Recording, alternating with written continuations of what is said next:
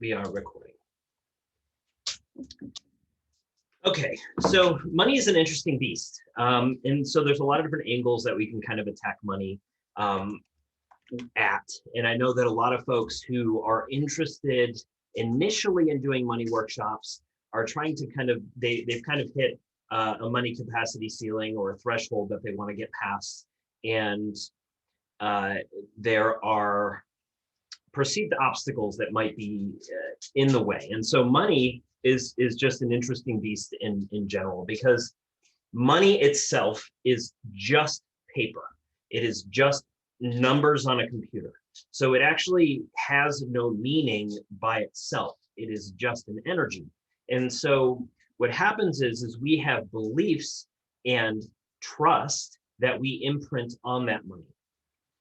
And when we have various disempowering beliefs, let's say, we have various beliefs that are protective beliefs around money, that changes how the energy of money is going to flow through us and into our creation. And so there's a number of layers of exercises that we can do to understand how are we programming money to show up in our life? How are we, what are we using to establish the circuit that is generated and how that money shows up, regardless of what I'm doing.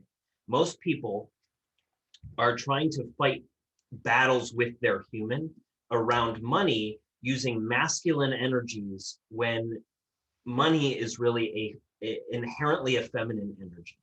And so our mothers are going to be a big part of our programs around money, but at the same time, a lot of our childhood experiences are going to create scenarios that influence how we respond to the energy of money, just based on our own worthiness and guilt and shame and some of these other programs that can come up. So we want to understand the difference between the human experience in terms of like, what systems are you building to allow energy to flow? You know, do you have even a platform to be able to make money, or are you sitting on your couch hoping to magically have all of these burdens taken away? So one of the things that I notice with a lot of people when they're working on consciousness expansion, or they're working on self-healing, or they're working on money, or they're working on building their business, a lot of these people are seeking a state of peace in which there is kind of a static sort of bliss. And so they basically are like, okay, I can get this done. And then once I get this done, I'm going to sit in a static sort, I'm going to be in this blissful state with all of my questions answered and all of my problems solved. And a lot of people end up believing, at least on the subconscious level, that this will happen miraculously, that'll be miraculously accomplished for you. And if you just do the right consciousness things and wait long enough and do the right exercises in terms of, let's say, action and doing, that this will miraculously be solved. And then you'll step through this threshold of awakening, and suddenly all of your life will be bliss, and all those questions that you had will be answered. And then you can just sit back. And the thing that ignores is we, at the fundamental level, have a driving mechanism towards greater creative experience, towards larger amounts of bandwidth, towards larger capacity. And that is innate in everything that we do. And with a desire for that expansion and a desire for that growth comes challenges that match both the beliefs that we hold and the desired outcome that we're trying to create. And those challenges help direct us through that growth process to teach us the lessons that we need to learn in order to actually accomplish what we want to accomplish. However, everything that we perceive comes to us based on the things that we believe that can happen. Whether it's just the belief in what can happen, it's the belief in what we deserve, it's the belief in what will happen if we step through this. All of those elements are going to create a blueprint for how that can actually be exchanged. And within that blueprint are programs that very dramatically inhibit or multiply the flow of that energy. And so we want to understand where are we on the scale? Are we somebody who is like, we're trying to build, we're trying to make these things, and then we keep quitting early. So we never finish the project to actually get it out there to be able to sell it, or do we cut ourselves short because we're going to sell it and we've already made it and we're offering it, but there's elements of our own self-worth that might be getting in the way. And so there's a lot of different layers of where we can start to track our own behaviors to bring us back to the programs that we're running, so that we can actually shift those programs, we can shift those beliefs, so that we don't feel like we're hemorrhaging money. We don't feel like when we spend money that, we're going to run out of money. We don't feel like if I launch this thing and nobody signs up, that I'm a failure. And if I'm a failure, I'm going to feel bad. And we have all these other layers of beliefs that start to come in here that are not examined. And so if you've been to my sessions the last couple of weeks, we've talked a lot about examining the negative aspects of our beliefs and finding conflicting data in where we hold our current beliefs. And so part of that process is we always have information, either in terms of what we currently believe, which can be detected through the way that we speak. It can be detected through the emotions that arise when we interact with certain things, whether that's like asking for a sale, whether that's seeing value in what you're currently doing. You'll see beliefs that arise from that. Or you have emotion that is coming to the surface, and that emotion is going to be tied to a belief in the opposite direction. So we can always find those beliefs. And our goal with that, once we can start to bring some of that information up to the surface, is to search for conflicting data that we can use to show us that, yeah, that belief I hold was true to me. I did learn as a kid about this kind of outcome, and that was imprinted. And because that was imprinted, that belief influenced the energy that flowed through. When you influence the energy that flows through you, you're going to change how the universe responds to you and brings you back a physical reality that validates your belief. So if you're trying to see before believing, you're going to constantly be searching for that next piece of information without actually being able to integrate, without actually being able to bring this together, because of how you end up mismatching the order of operations. So money in a lot of ways is equal to love. And so if we don't feel worthy of love, a lot of times we're not going to feel worthy of receiving money at the same time. And so if we struggle to receive, whether it's receive in any kind of capacity, we want to always ask ourselves, what are we afraid of if we do receive? What does it mean about who we are if we receive? What does it mean about who we are if we are somebody who is who is selling a product, who's making money? And one of the things that I'll get to that.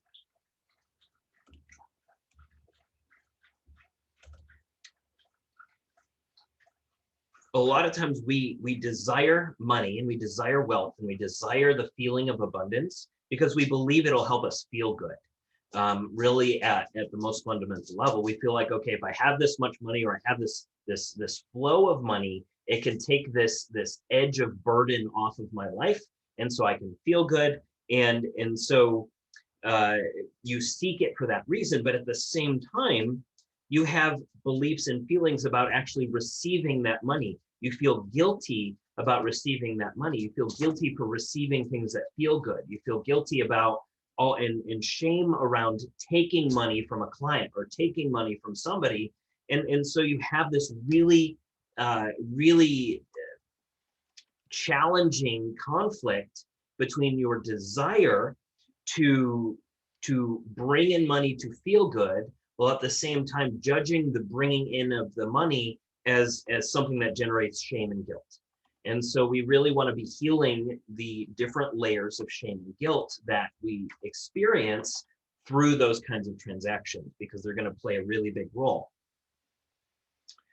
And so we have these programs, we have these underlying codes or beliefs or subconscious programs that are generated when we're a kid.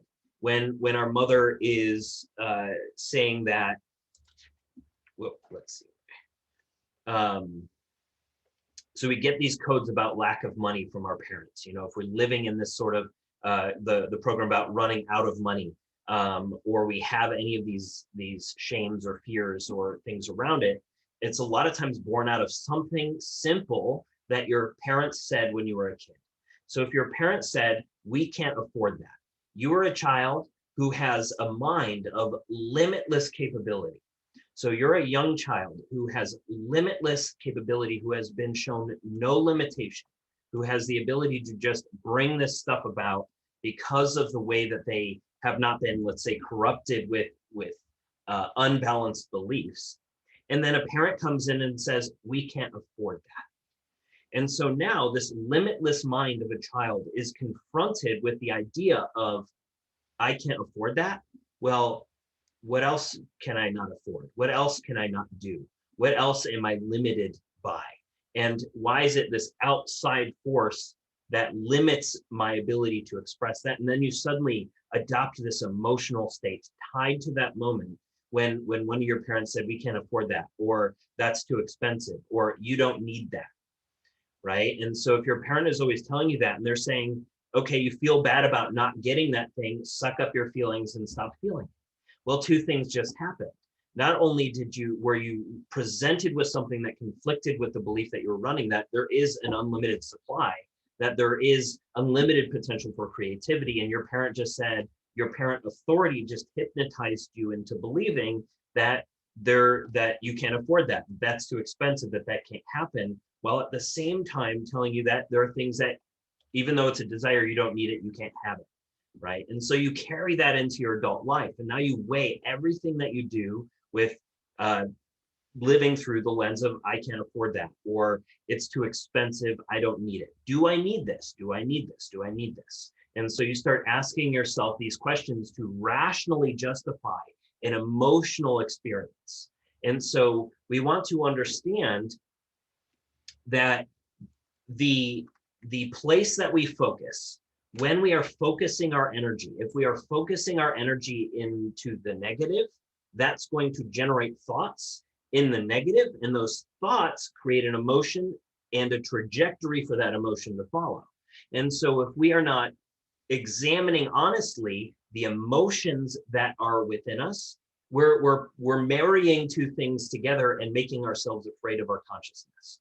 And so when we want to shift some of these beliefs, the first fundamental thing that we need to do is bring about emotional intelligence. And so we need to start understanding the feelings that we feel when we interact with the themes of money.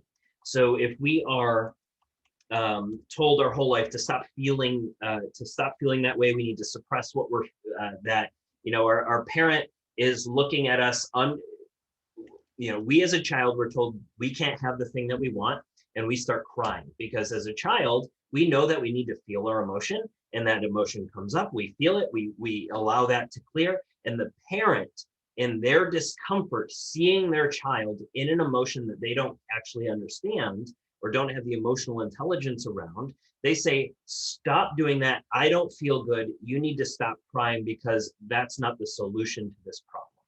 And so now this emotion gets planted and implanted next to the experience that child had. Well, let's look at this a little bit.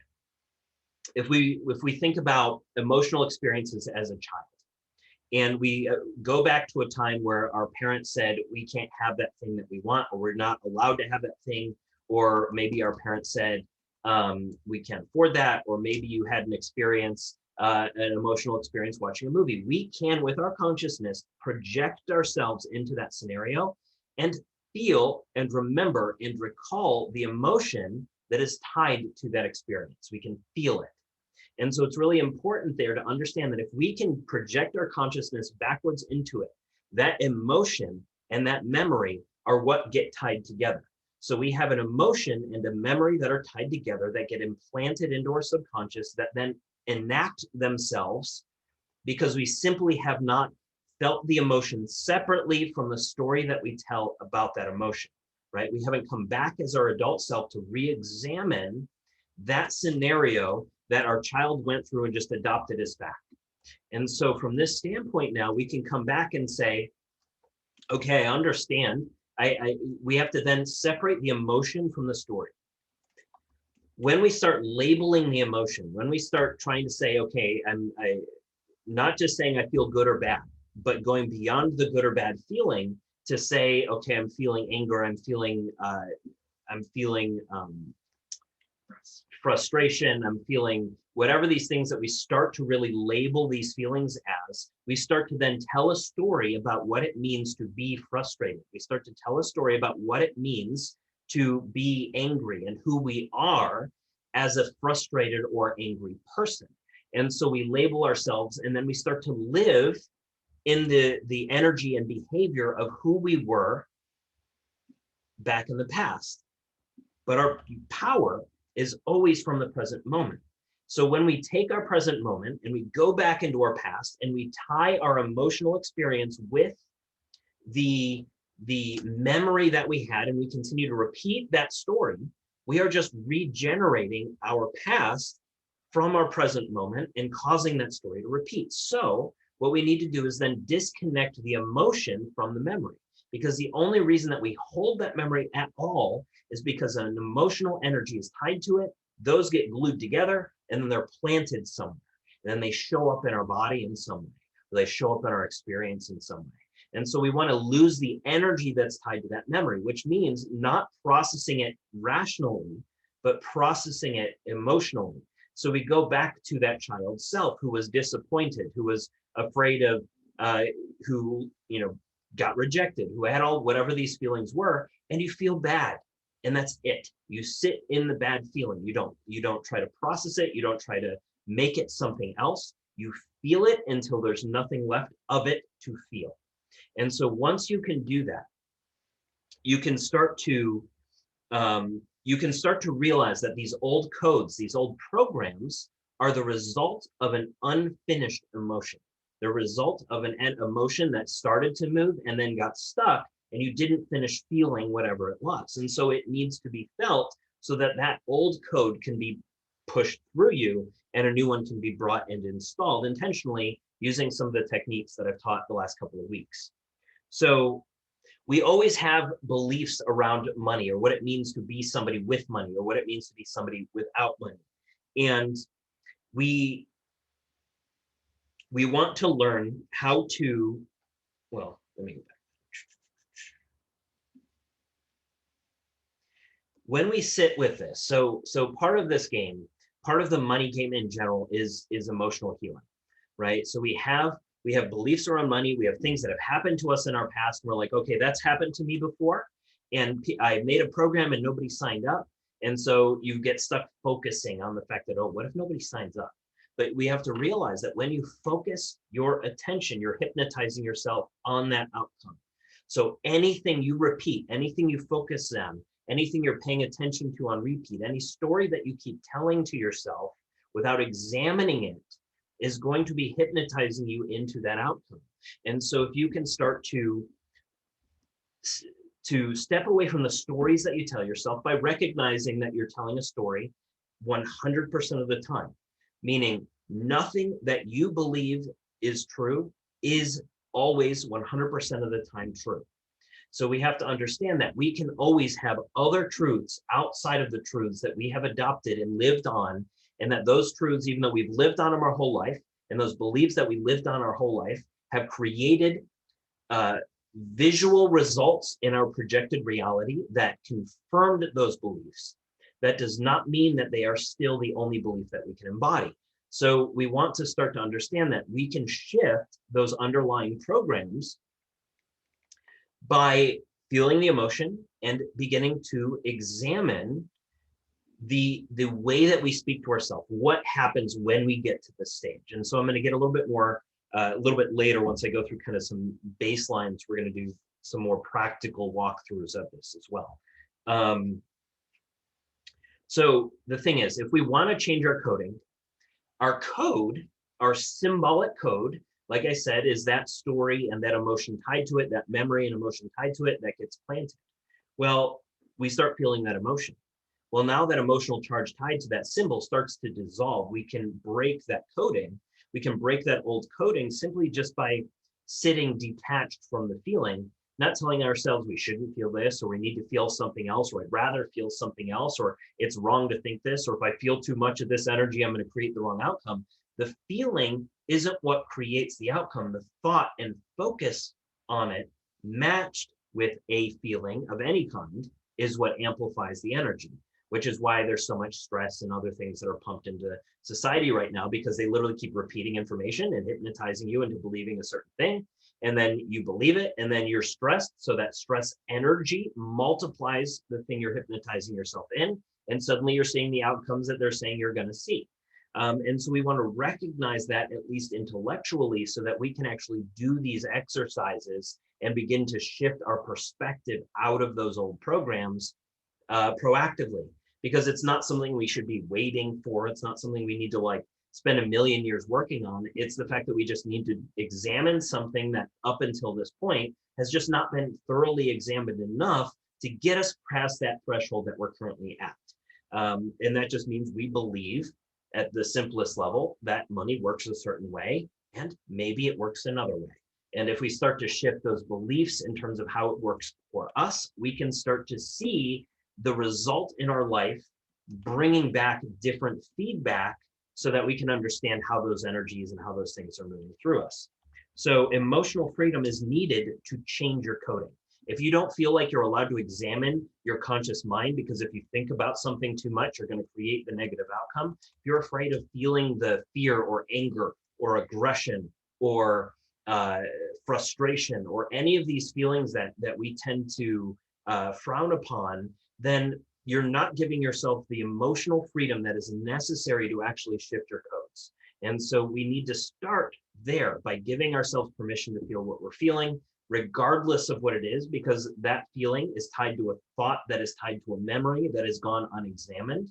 And if we start examining it, it allows us to disarm the potency of whatever that program is, and allows us then to redirect that energy much more effectively.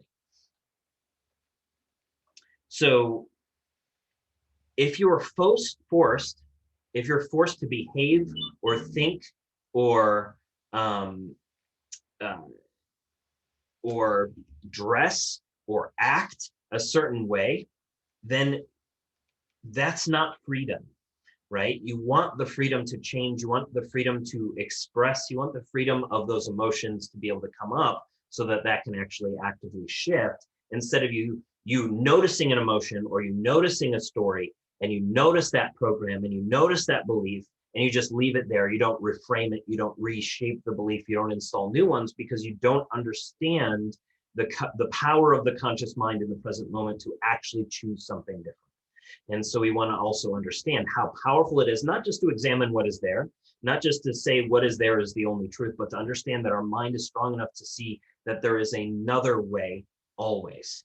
And just giving yourself permission to step into that other way of thinking, of imagining, of allowing things to happen can give you an opportunity to bring new information in that can help you shift some of these underlying programs.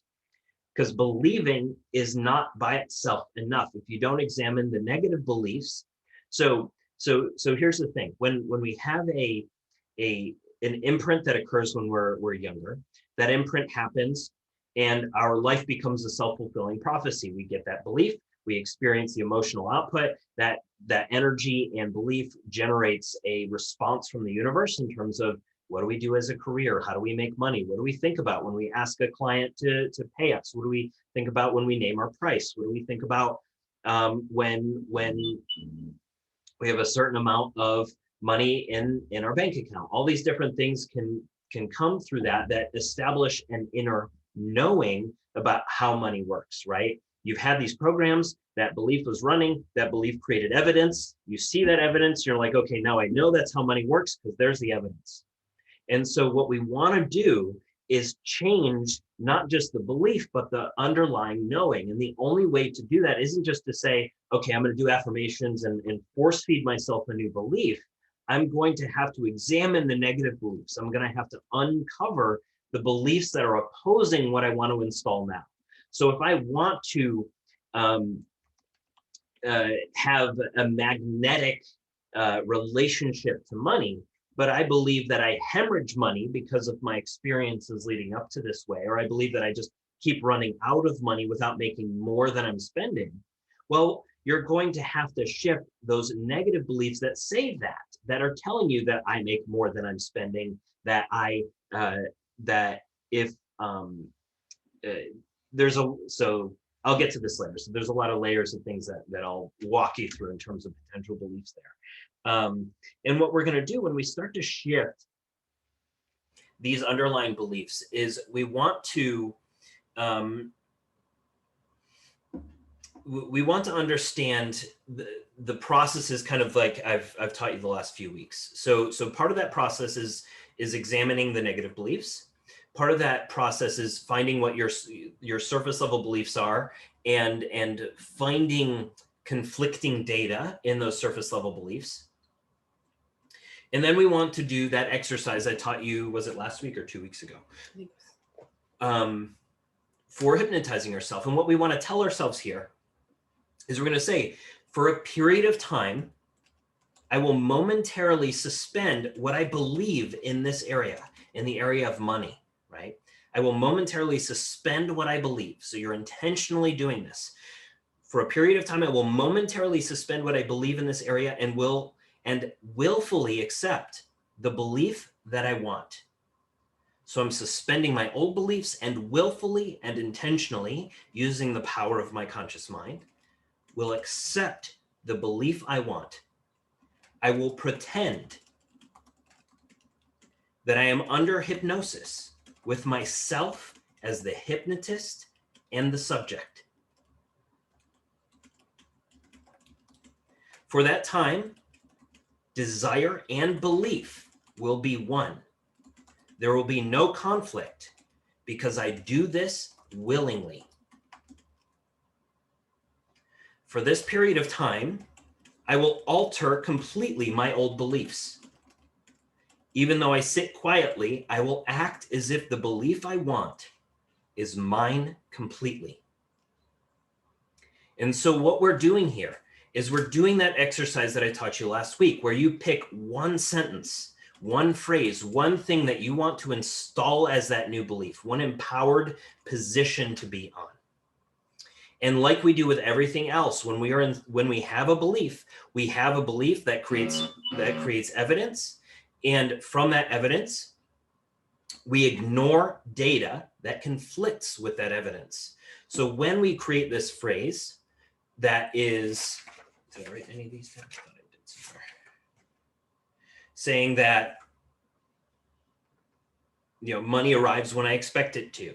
I always make exponentially more money than I expect, or money also shows up in unexpected and fun ways. I always have more than enough money to do what I want to do, no matter how much I spend or how frequently I spend it. I am always supported in all ways, including desires and finances. So let's say that I took one of those sentences, and I would take one of those sentences saying money flies at me, or I expect to receive money, and I do. And so what we'll do is we'll write that sentence, and for 5 minutes only, you are going to read that sentence. You're going to read it on repeat. You're going to read it over and over and over and over again, because what we are doing is we're taking our conscious mind, our rational mind, and we are focusing our attention. You are focusing your consciousness on that one phrase. You're not trying to feel anything necessarily. You're not trying to force anything. You're not trying to act willfully upon it. You're not trying to distort it. You are focusing on that phrase, and you are ignoring all data other than that. So you're ignoring all external data. And so what we're doing here is, this is not an exercise for manifestation. This is an exercise for shifting the beliefs that change how manifestation occurs. Oh, there's people in here. Mm-hmm. Oh, no wonder. Yeah, I was trying to. Oh, I wish you told me that. I didn't realize until I just didn't see him in there. Yeah. All right. Sorry, everyone who's been sitting there waiting to come in. So you're saying, for this period of time, I will momentarily suspend what I believe in this area, right? So you're sitting here momentarily suspending what you believe in this area, and then you're taking your energy and you're focusing on this phrase for 5 minutes. And for those 5 minutes, that focus with the ignorance of external or conflicting or other data entirely, you're just going to focus. And then after you focus, you're going to take one very simple action in alignment with the belief that you just installed. So the thing that we want to understand, again, this is not a manifestation exercise. We don't want to meditate on this for hours on end. You want to do no more than 5 minutes, because any more than 5 minutes is going to also imprint the belief that this doesn't work, that you need to do more of it to get more of it. So the idea is to do no more than 5 minutes of this exercise. And through that process,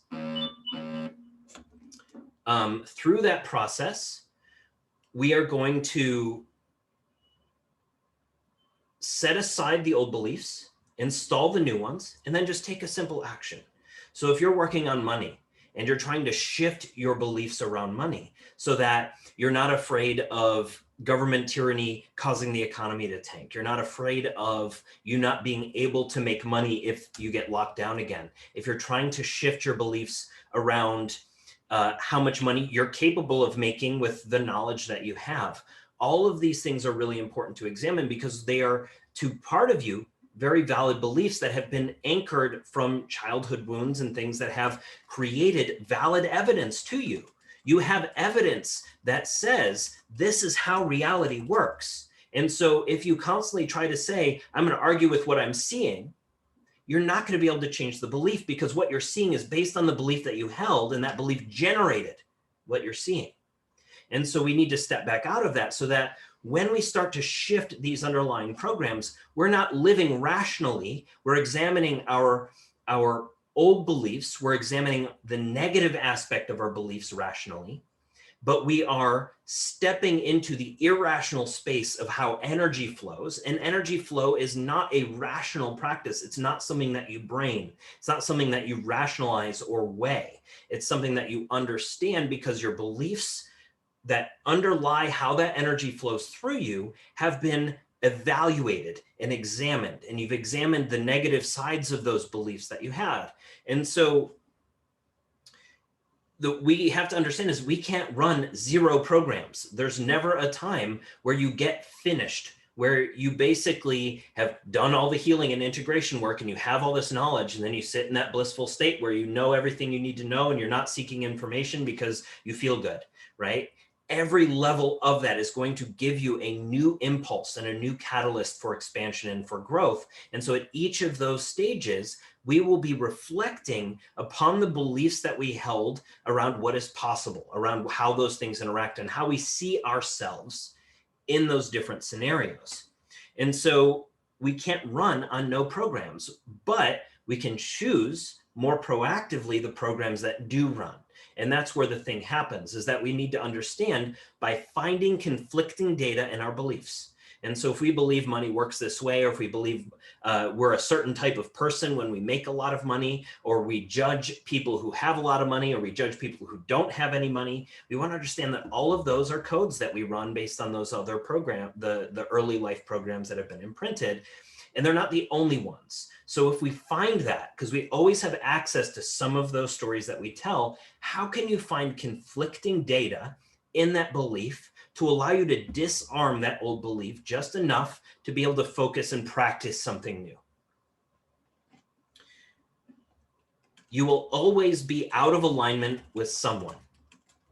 So if you are shifting your beliefs, if you are shifting your experience, if you are trying to grow in a bigger direction and you are trying to shift your whole reality perspective in that sense, as you make those shifts, as you do the work of feeling what you need to feel and allowing that stuff to clear, and you do the work of reframing the beliefs and installing new ones, you're going to be out of alignment with people who are not doing that work.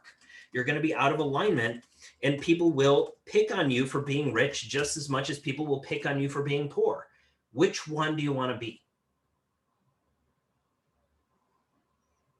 And so it's important to recognize that if you are being poor because you're afraid that you're not making money, you're not asking for sales, you're not doing that because your current tribe that you have attracted is afraid of that because they're matching your belief system, because it's not about matching your frequency. It has nothing to do with matching vibration. It has nothing to do with matching frequency. All of that is law of attraction bullshit.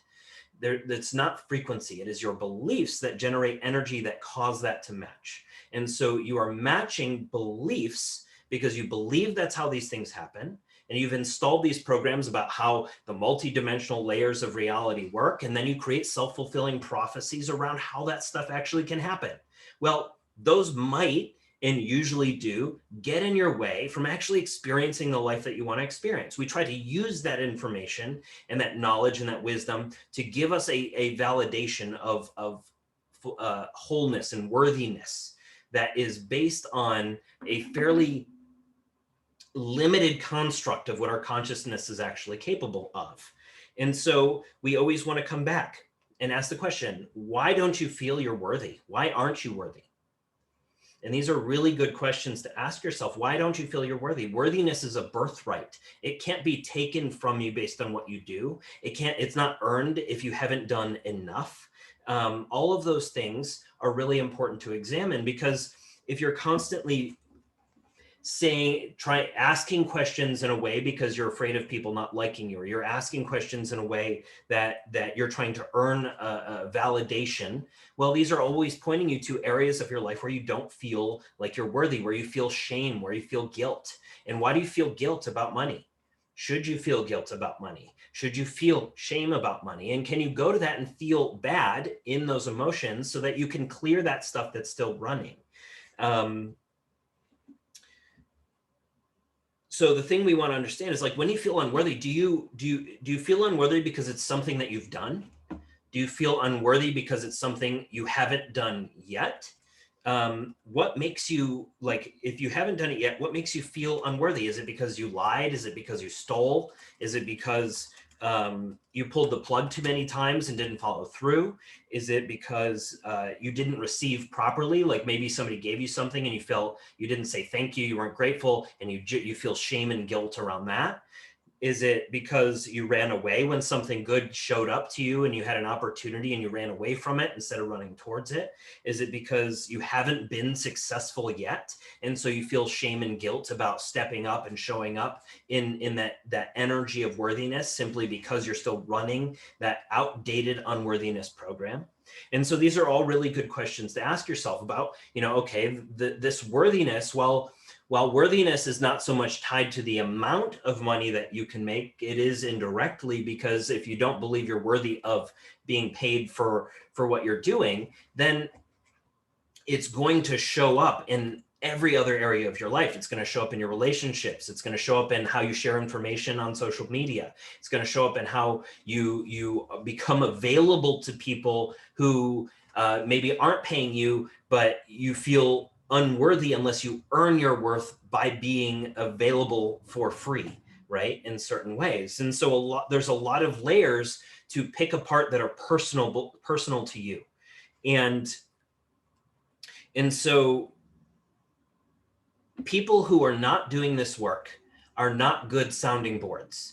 So if someone is not doing the healing work, if somebody's not doing the self-awareness work, they're not doing the emotional intelligence work, they're not doing they're not building a business, like, then you don't want to be taking advice from people who are not doing that work, because their whole belief system, their whole reality is conflicting with what you're trying to install. There are people out there who believe the things either you want to believe, or people who are working on believing those things at the same time. And there are platforms and places for you to share what you're working on with gratitude, and being able to share those things without the shame and the guilt. And it's up to you to find those places instead of going back to the places that are outdated platforms for you to continue to try to receive nurturing, to try to receive compassion, to try to receive these things that those platforms are not meant to give you, because your belief says those things don't give this to me. And your belief fulfills itself by them not giving you what you're asking for in that conversation. So it's really important then to step back and say, okay, I need to actually give this to myself by seeking it through areas that already organically want that to be delivered. And so you have to ask yourself, where can I talk about that? Where can I feel that? Where can I do that? You know, is it you go home and journal, but all you're doing when you journal or whatever is actually running away from feeling the negative emotions. You're trying to make yourself feel better because you judge the fact that you're feeling something, and you've been programmed your whole life not to feel that. And so now you have to learn, okay, how do I just sit in this? Not to say what it needs to be, not to reprocess it, not to say I need to think this, not to say I need to change my mind, not to say any of these different things, but to feel it by itself. And learning just to feel it by itself becomes a skill that initially takes a very long time. You sit there and you're like crying for a day straight, or you're feeling emotions for a long period of time, or you do ayahuasca and you have purges and you have all these different things that happen. But the reality is, once you get through that, emotions are really, really quick, because if you learn to feel them in the energies that they show up, they give you a signal, you feel it immediately, you let that process and you move. You're not sitting there stewing in an emotion that you feel guilty about feeling. You allow that to come through. That gives you the information and insight that you need. You see that came out. You evaluate the effectiveness of it against the beliefs that you're trying to install and the experiences that you're trying to have. And you constantly are realigning. Your alignment is not magical. Your alignment is created. You create your alignment. So you create your alignment by removing the things that inhibit you from feeling aligned with what you're doing. So if you're trying to do something to make money and you're judging making money, then you have to remove the belief that it is wrong to make money, and that the only right way to make money is to be spiritual. The only right way to make money is to coach people to be better in this way. That is a truth. It's a truth that you've operated on, and it's a truth that will prove itself right to you, but it's not the only way of operating with that energy. You could turn that around and realize at the most fundamental level that you're making money for you. You want to have these greater creative experiences. You want to have all of these things. You can then, once you understand at that fundamental level that you're making money for you, you're building your life for you, you're doing these things 100% for you, then you go to that next level and say, okay, how can I impact people in a positive way? What does the world need? How can I bring value to them? Right? It's not because you're bringing value and the world needs this and I feel obligated to do this for the world. You're doing it for you, but you can do it for you in a way that benefits other people. And so you want to understand those two keys so that you're not making money for your partner. You're not making money for your husband and wife. You're not making money for your kids. You're not making money for any of these reasons. You're making money 100% for you. And as a result, you can benefit those people. And when you start to see that, you reframe your motivation and you begin to ask for things maybe you wouldn't have otherwise asked for. And you begin to act on impulses that lead you to your greatest expression, which can help you then to bring the reflection of that through sales, through people who show up, through you raising in your power because you're making more money, you're doing all these things, and now you can impact more people. You can do these things that are at a greater capacity instead of always shutting yourself down and living at that lower level that you could potentially be growing out of. If you don't want to process a feeling, that itself generates the feeling. So we have a code that said, well, let's see. Your feelings about what you've done or not done is what stops your money. So if you have a feeling about something you've done in the past, if you have a feeling about a business experience you've done in the past, if you have a feeling about something that happened in childhood that hasn't been processed, if you have a feeling about what it means to start that business, if you have a perception that if I start doing this business and I become successful, then it's going to take away in this way, or I'm going to run out of time, or I'm not going to have time for these things that I care about. These are all beliefs that need to be evaluated. The feelings that we have stop the flow of money. It has nothing to do with what we did or didn't do. It's not a doing. It is the feeling that we have about what we did. It's the emotional response that we had about what we did or didn't do that we still feel shame about, that we still feel guilt about.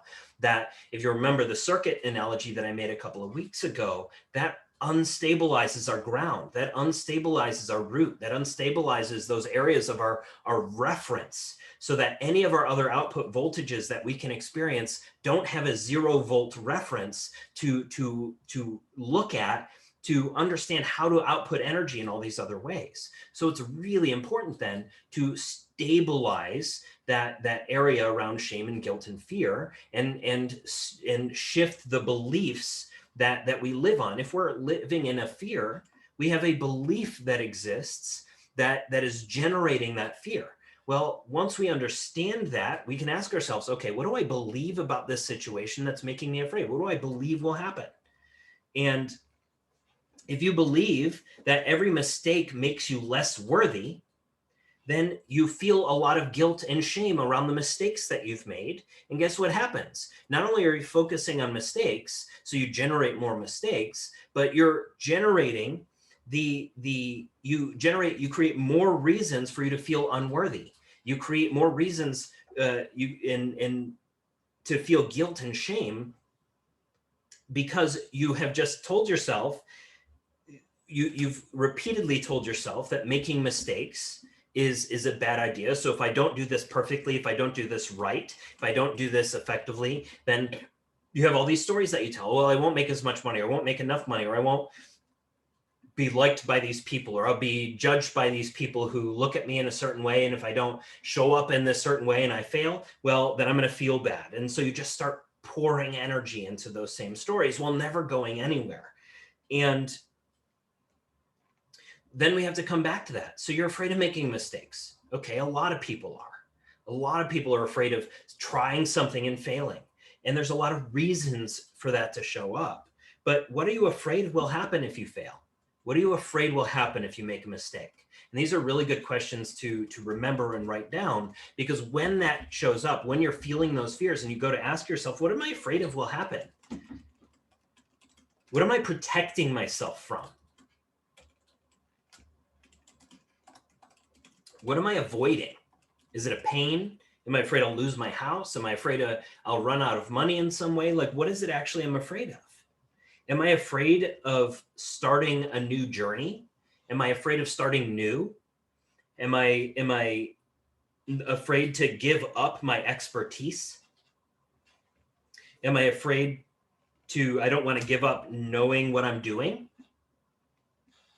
Do I not want to give up and pick up do I keep wanting to pick up where I left off? And I keep wanting to add to what I already did, except what I've done already is based on those old beliefs, and they keep giving me the result of bad feelings, not good ones. They keep giving me the result of the things that I don't actually want. They keep they keep leading me through the same loop, thinking, okay, I'm going to keep doing the same thing, but I'm going to get better at it. I'm going to get better at it. And when I get better at doing the same thing, I'm going to get different results. And the reality is that you are running off of the same beliefs. It's not about what you're doing. It's about the beliefs about what you're doing that are generating those same results.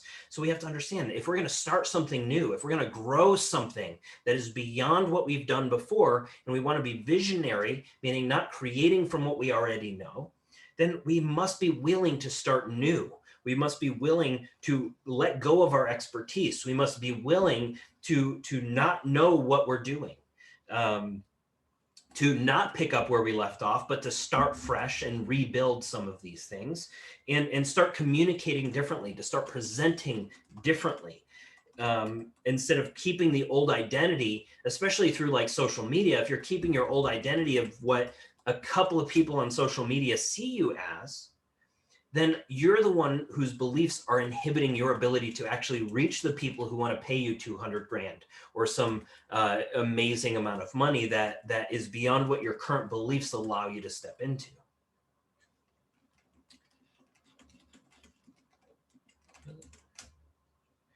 You might also have the belief not having what I want makes me feel like a failure. Well, what does it mean to be a failure? If you feel like a failure, are you disappointed in yourself? Do you feel bad? What does it mean to be a failure? What does the feeling mean? What does the result mean? What do you think of yourself? And therefore, what are you afraid people will see through your eyes? So you're afraid when somebody looks at what you've done, that they will see you through their eye, that they will see you through your eyes, and you see yourself as unworthy. and you see yourself as a failure, and you see yourself as these, and you're afraid somebody will see you as you see you, but they see you as they see themselves, and you see you as you see yourself, and you see them as you see yourself. And so it's really important to recognize that, so that you can always step back and recognize that they will see you based on how you see you. How are you focusing? What are you thinking? Do you pay attention to the unworthiness, and you're like, okay, I'm unworthy. How do I make myself feel worthy? I feel so unworthy about this. Not that you use that word necessarily, but you get stuck in this story of what happens if you show up differently, and what happens if you do it wrong. And so what happens if you don't get all the sales, and you don't get the traction, you don't get the things that you think that you're asking for. And what then does that mean about you as a person? And can you start to shift those beliefs? Can you start to change what those underlying programs are just through using these exercises that I've given you, by examining them, finding conflicting data, and then doing the hypnosis where you start to implant something that's much more powerful. And what's a great way to do this? Go on Google and Google positive money beliefs, Google negative money beliefs. If you go on Google and you search positive money beliefs, you'll get a list of 1,000,000, right? You'll have a list that you can take 1,000,000 positive money beliefs, and through that, how do you find your negative beliefs? Well, you can say, well, I don't believe that. Okay, then you have a negative belief. Okay, I don't believe that. Okay, I have a negative belief there. How do I start to examine what that negative belief is by having that kind of framework of what to find, and start to shift it? And the truth is, you don't even need to do that much of it. That might just give you a lot of information initially.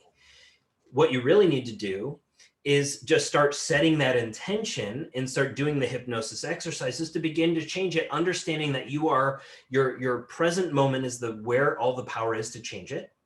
And you can start to your focus is what allows you to ignore conflicting data, because that happens every single day. What do you think is happening with the world right now, with everyone who, you have half of the world that believes one thing, and the other half of the world believes something completely different. And what happens? These people can't be convinced on either side. Why? Because their consciousness organically ignores data that conflicts with their beliefs.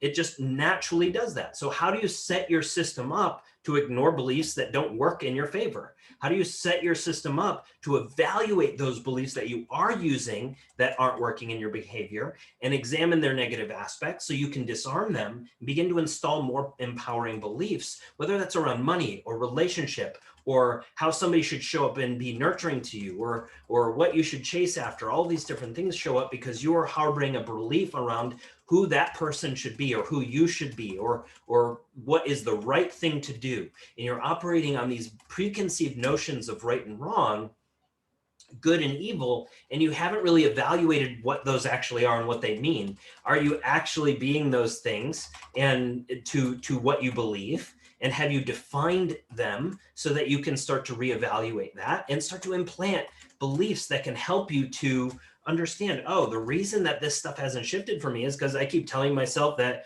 oh, this might not work, this might not work, this might not work, or I don't have any ideas, I don't have any ideas, I don't have any ideas, I can't think of anything. What do I post? I can't think of anything. Well, guess what? You're going to sit there because you're focusing on not having any ideas. You're going to have no ideas. And so the more you recognize the way that you think is literally and physically based on the beliefs that you hold, and that when you're telling yourself this story, it's also tied to a belief that you hold that is enacted through the thoughts that are coming up to you, you can start to track that and then proactively shift those underlying programs and shift how money shows up, how money flows through you. All of these different things can be much more empowered. Mm-hmm. So for me, that piece about defining it is really big, because I tend to operate on very amorphous ideas, and I like feel it in the things, but I can't like bring it down and define it. So something Ryan's been reflecting to me lately is like, what is the definition of that? So if like, so if your issue is like fear of failing, for example, like what does failing mean to you? Like, right?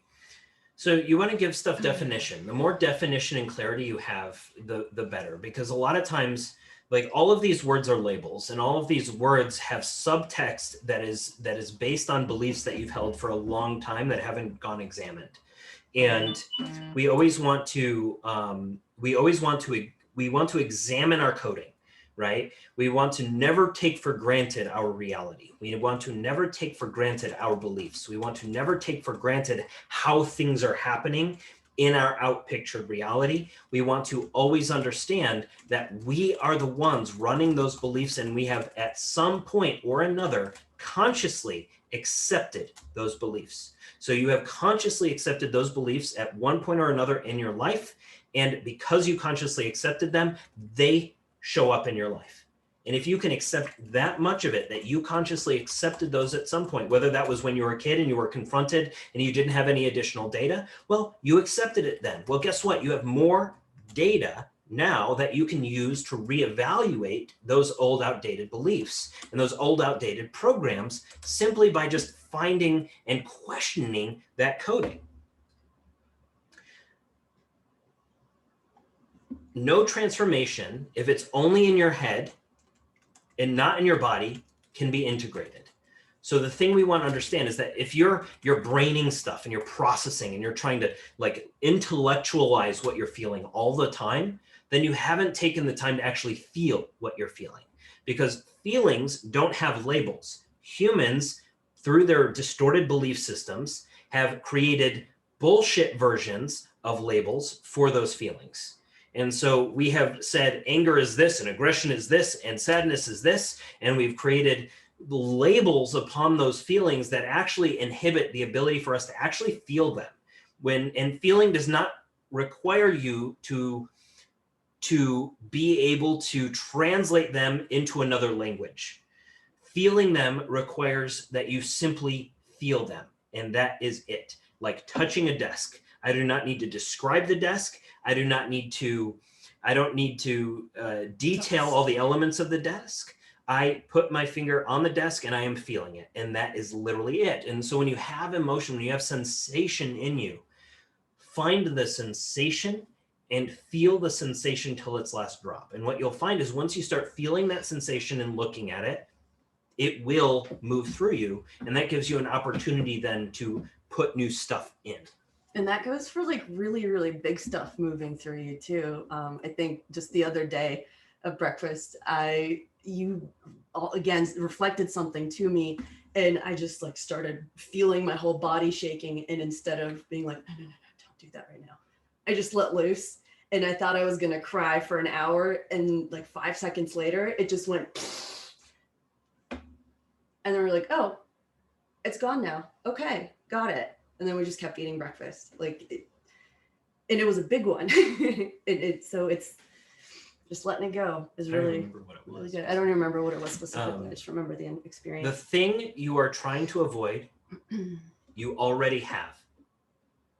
Oh, that's a good one. The thing you are trying to avoid, you already have. So if you're trying to avoid failing and you're afraid of failing, because why? Because you'll feel bad if you fail, or you'll feel stressed, or you'll feel ashamed. But you already feel those feelings because your mind is thinking about them. You already feel stressed. You already feel ashamed. And because you already feel those things and you're focusing on them, guess what outcomes that you start to create? And so it's really important to understand, where are you focusing? What stories are you telling there? Because if you are trying to avoid something, if you're trying to avoid failure, if you're trying to avoid the shame and the guilt and these kinds of things, you're already projecting your consciousness into those feelings. You're already feeling them.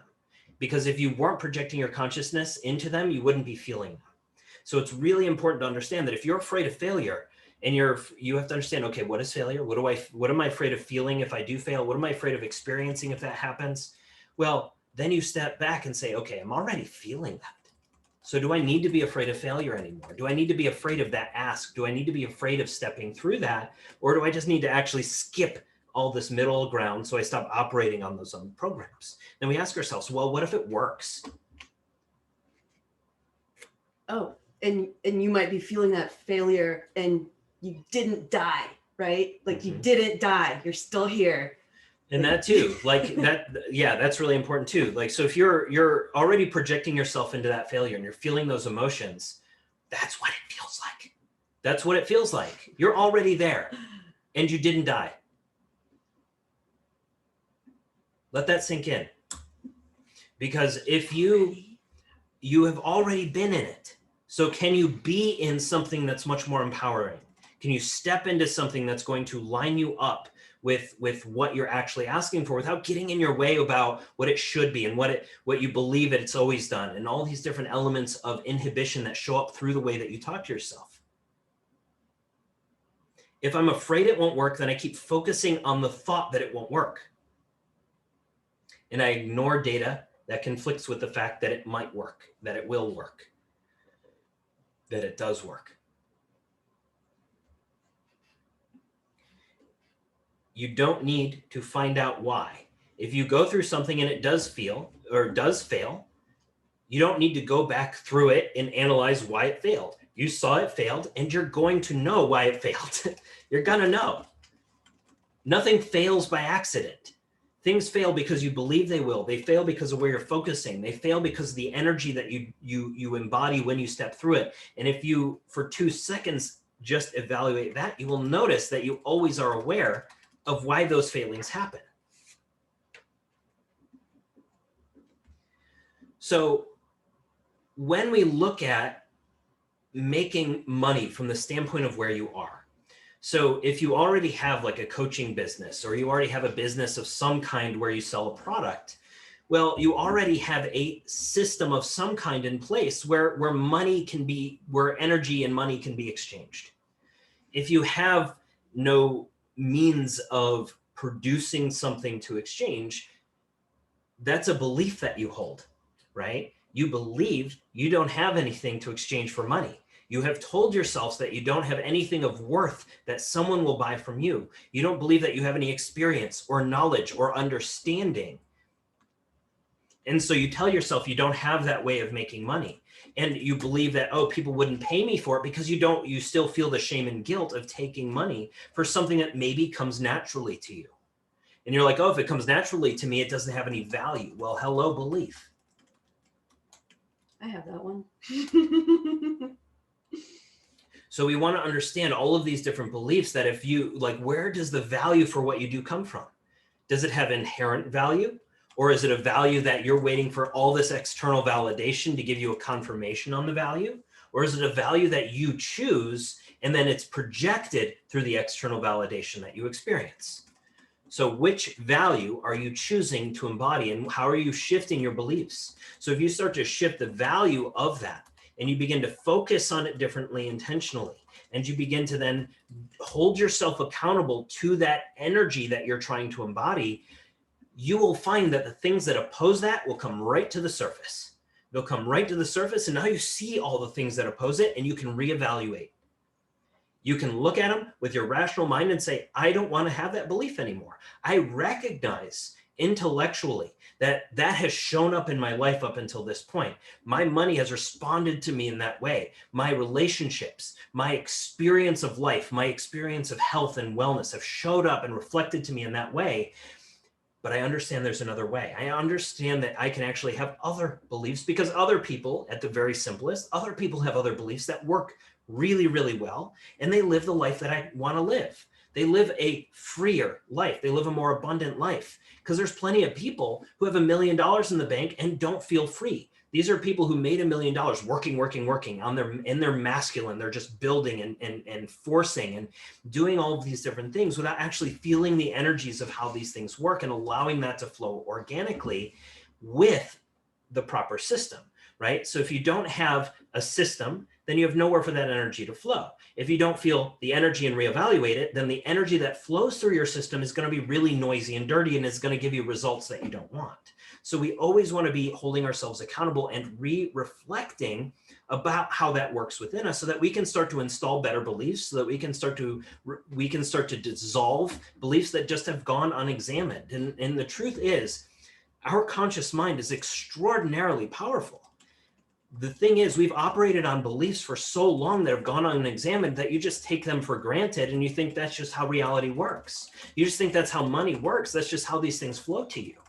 But the truth is, you just haven't examined it and changed it.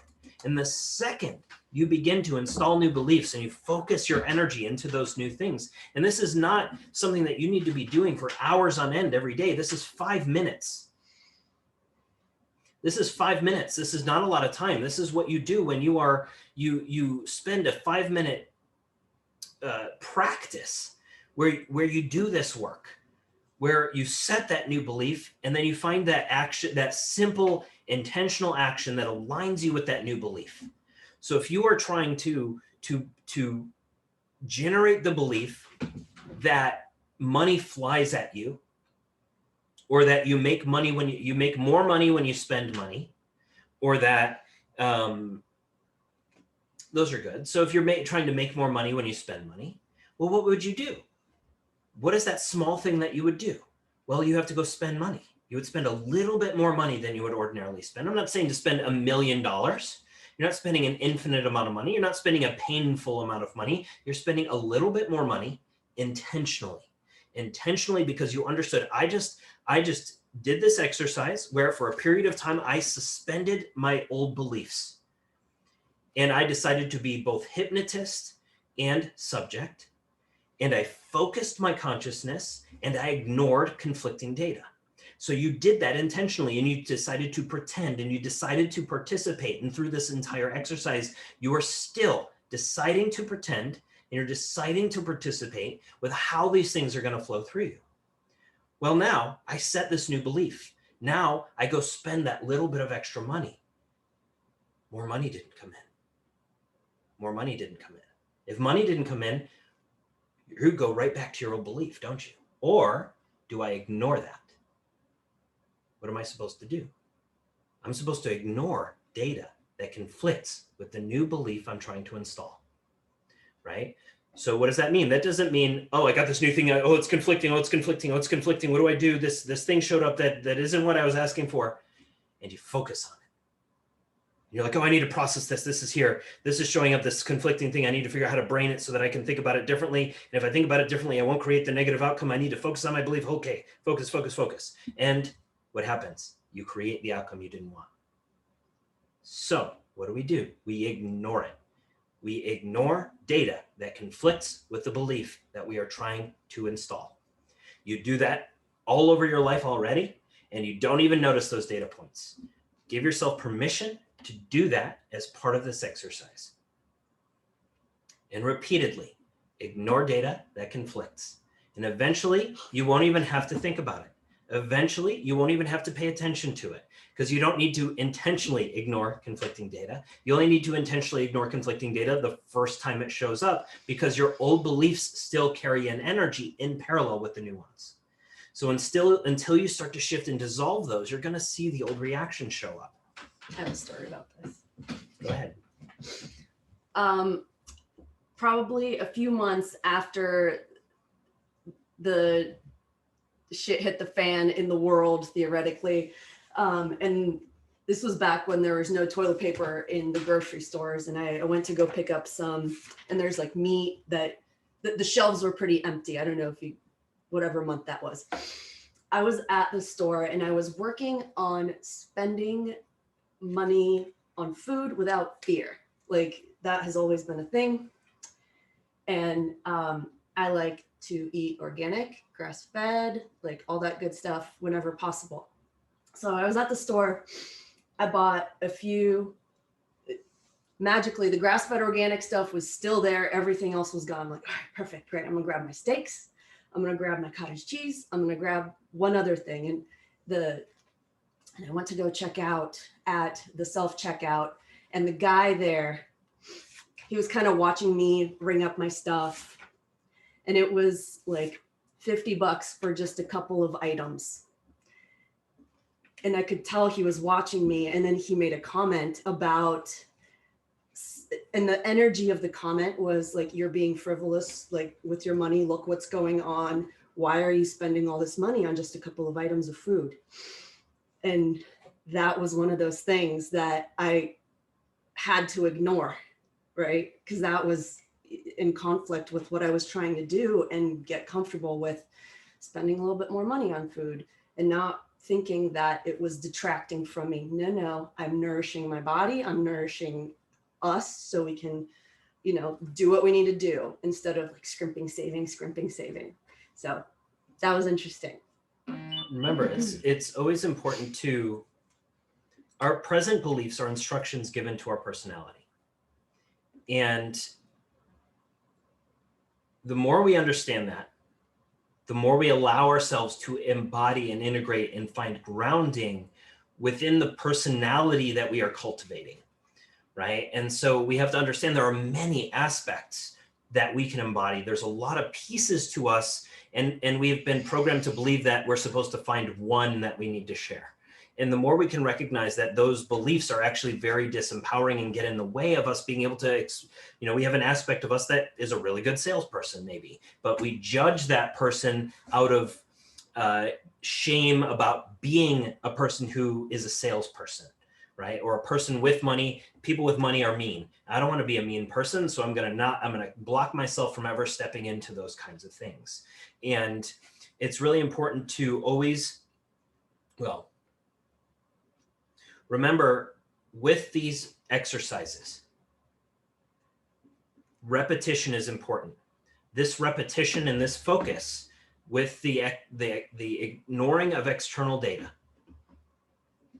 activates biological patterns that will be reflected energetically, but those biological patterns take time to realign. So you shifting that belief, you shifting these things are still aligned to the old pattern. You have just started to put a new pattern in place. And so those things start to come in line, and they start to line up, and they start to begin moving energy through that pathway. Then we give it 3 days at least of repetition. You repeat these exercises. You repeat that hypnosis exercise. You repeat that focus exercise. You repeat these things at least for 3 days, because you understand intellectually that you were pretending, you were playing a game. You're doing this with the intention of to flip your beliefs around. You understand that the conscious mind has extraordinary power to install new beliefs, as well as to reevaluate how you see your old beliefs, right? So when we look at, when we are actually looking into our past, we are from our present moment point of power, looking into our past experiences as a child, which are simultaneous, and we are reframing the lens through which we see that experience. We are choosing proactively from our present moment, not to completely delete something that happened, but to choose to see it differently. And when we choose to see our past differently from our present moment point of power, our future can also change. We can realign in integrity with the embodiment and trajectory that we're trying to do. And so it's important to understand the difference between present moment leading us to a past memory and us reframing how we see it versus us always looking for problems and always looking for the source and always looking for these things, because then we are basically seeking negative episodes. We end up spending our whole life seeking these negative aspects and seeking these negative episodes to heal.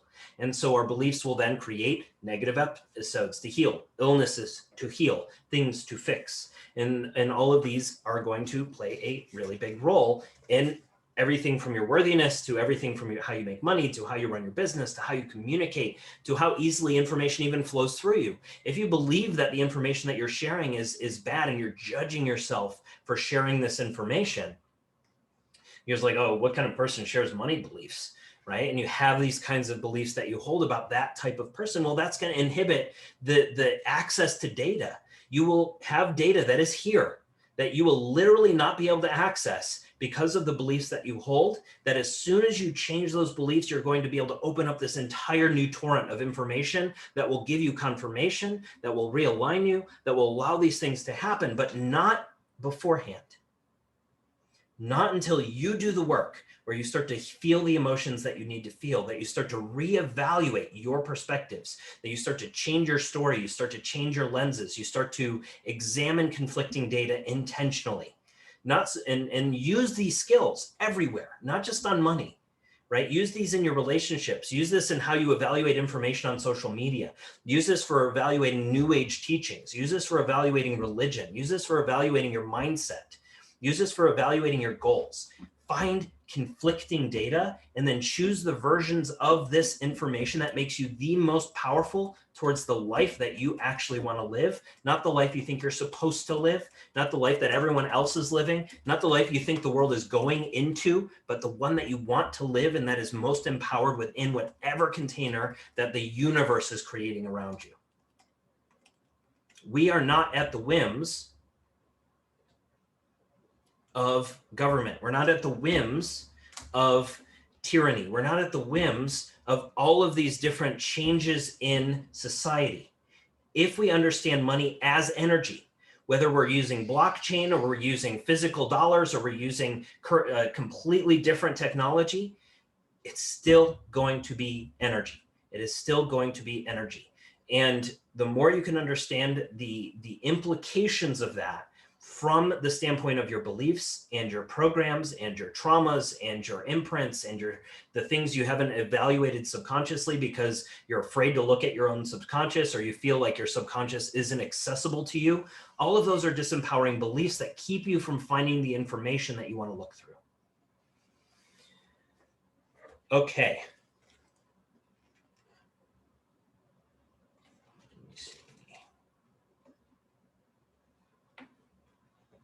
Now, well, yeah.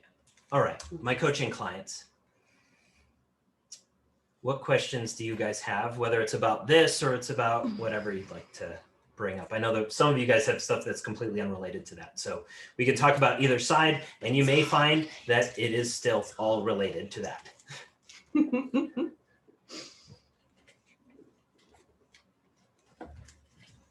I guess I'll try to work in what I posted in our messages, but also too just a lot that you touched on today, because it was like boom, boom, boom, everything you were saying. It just like, yeah. So we were just kind of talking about like how to stabilizing fear, how important that is. And I think that's one of the many things that like reasons why I'm really butting heads with my family and stuff, because I mean, there's fundamental beliefs, like you're talking about this time, where it's like we butt heads because we don't have those same beliefs. And to work that into other things I was talking about, where like I've been trying to also gain language on why I feel so misunderstood, and then trying to become understood, but also give them language where they can express themselves, because I do feel like there's just been this lack of ability to communicate and be understood by everyone, and it's exhausting. I mean, it's taken away from all of our lives. Like that's a fundamental thing. So let's stop there for a second, because there's a lot of layers, and maybe we can peel it one at a time, and that may help you a little bit easier. So if you're feeling misunderstood and you're feeling like no one is seeing you and hearing you and acknowledging, and you're feeling that misunderstanding, well, do you understand yourself? And if you don't understand what you're feeling, and you don't understand yourself, and you don't understand your own beliefs around the interactions that you're having, if you were sitting there saying, I believe that this interaction with my mother should look like this, while at the same time your experience with your mother has been what it is, well, the experience you're having is showing you where your beliefs actually are. You believe that this is how your mom shows up, or you believe that no one can understand me, or you believe that it's difficult to understand myself. It is difficult to find clarity in my ability to communicate. So part of that reason that you have trouble communicating clearly and people hearing and seeing you is because you believe that it is that is a challenge, that is an inhibition, that is a blockage that is something outside of you preventing this from occurring, right? And so that belief causes you to communicate differently, causes you to have different information come through you in terms of how you even evaluate what you're feeling and thinking. So part of that game initially is just to feel it, right? And then we need to evaluate our beliefs within this interaction with your family. What do you believe should be happening, and what is happening? And when you look at what is happening, what is happening is based on a belief that you tell yourself. It's not so much that you believe your mom does this. It's always a belief that you feel about yourself in terms of what you feel about these interactions. So if you feel like you are not being seen, if you don't feel like you're receiving compassion, if you don't feel like you're being heard, well, there's always at a simpler level, you're just not hearing and seeing and listening to yourself and projecting that outward into your family. And so of course they're not going to hear and see you because you're not hearing and seeing yourself. At the same time, you also believe that the things you're dealing with are challenging, they're complicated. And if these people can't keep up with you in that way, they're not going to be able to understand you. And people are going to have if they can't understand you or hear you or see you, they cannot fulfill this need that I'm asking to be fulfilled. And this need is a challenging need to fulfill. And you start to kind of build out this entire tapestry of challenge that becomes a self-fulfilling prophecy. It becomes challenging for you to step through this because you believe it's supposed to be challenging. You've told yourself that it is challenging. You've held the beliefs that is how it turns over. And you just keep repeating that same thing, wanting a different result. You have awareness now. You're starting to have different levels of emotional intelligence and awareness and new levels of desire. And you're starting to create those new levels of belief, but you're still taking your old self and living in your new situation. You haven't cultivated the new self and the new interactions and the new identity and the new ego that is always born out of it. And so if you're constantly doing that work of killing your ego, you don't realize that by default, your inner self is a generator of identity. It is a generator of it. So no matter how many times you kill that, a new one will always be born because it is the nature of the point of focus that your consciousness has in this reality. And so the more you recognize that, the more you will recognize that, yeah, you killed your ego, but all you did was adopt a new one. And this new one has perspectives on who the old ego was. But you know what else that ego has? A fear of being killed, just like the old ego, right? And so then you have to work through those fears. You have to work through integrating that identity. You have to work through matching those circumstances with new beliefs so that you can start taking new actions. You know, if you no longer need your family to hear you because you're like, oh, my mother is supposed to be nurturing. My mother is supposed to be X, Y, and Z. She's supposed to show up in this way, or my father is supposed to show up X, Y, Z. And she doesn't, but I want her to. And so I'm the one who's being bitter about these things, even though she's a human with her own beliefs, with her own patterns to evaluate. And you're the one in a disempowered state because you're saying you need to behave differently so that I can feel good. Well, those are your beliefs that you need to change. Those are your perspectives that you need to change, that you need to evaluate and examine the negative ones. What happens if you're not heard? What happens if you're not acknowledged? What happens if you're never heard again? What happens if your family never responds to you the way that you want? What are the consequences of that? Do you feel bad? Well, you feel bad already. Are you afraid of feeling bad? Well, you feel bad already. Does anyone relate to that? I sure do. Like, if you do, just throw it in the chat. I'm curious. I'm curious. The stuff. Hi. So continue, Kelsey. Now let's keep going. I forgot where I was gonna go with it. You're saying stabilizing fear, butting heads with fam because of differing beliefs, feeling misunderstood. I wrote like all these notes to touch on if I could. Oh, I just want one thing I wrote down too specifically for me was like, when you were talking about how like you didn't die, you know, I used to like have this quote on my wall in college in the very beginning, and it was like this simple, very cliche quote of like, nothing's the end of the world, because like I needed that because it feels like a lot of things are the end of the world for me. So I don't know. So there's a good belief to shift by itself. you know, like just recognition of it, right? So you recognize that I had a belief that feels like these things are the end of the world. And as you know, this part of this is what takes that heart level activation, where you can actually step out of your old programs in yourself, and you can start to literally just look at it. You know, you're not judging it, you're not doing any of those kinds of things, but you can step outside of it and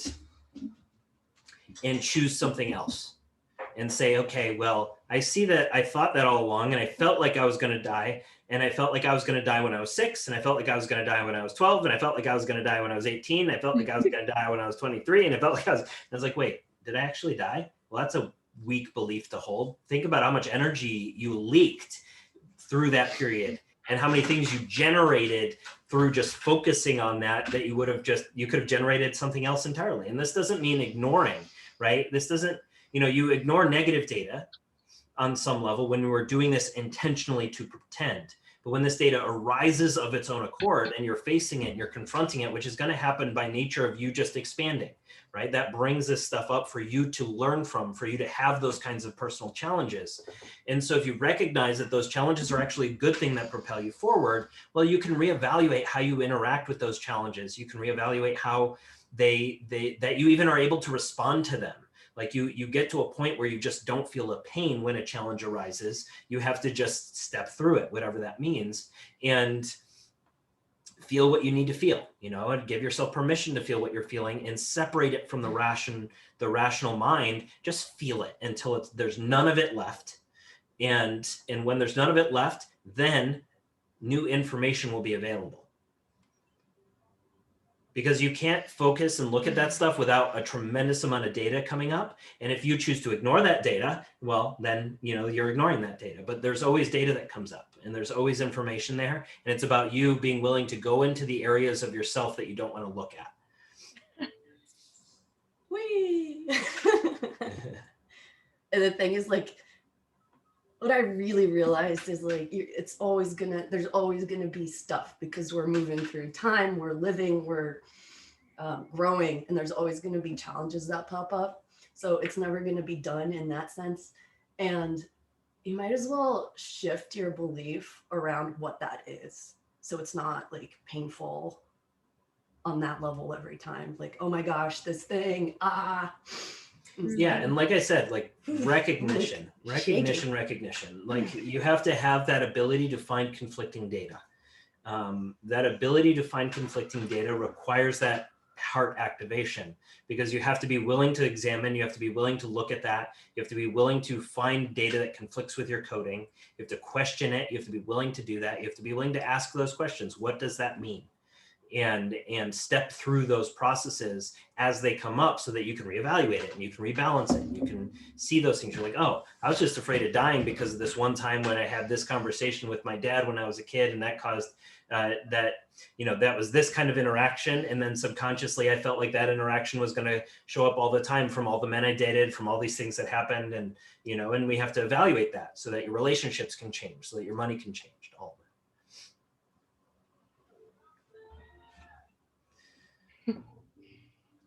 All right. Is that good? Does that give you a lot to work on, Kelsey? That was really good. Oh yeah, a lot.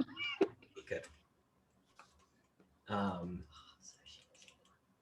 Eric, did you want to chime in a little bit, or anybody else want to bring anything up?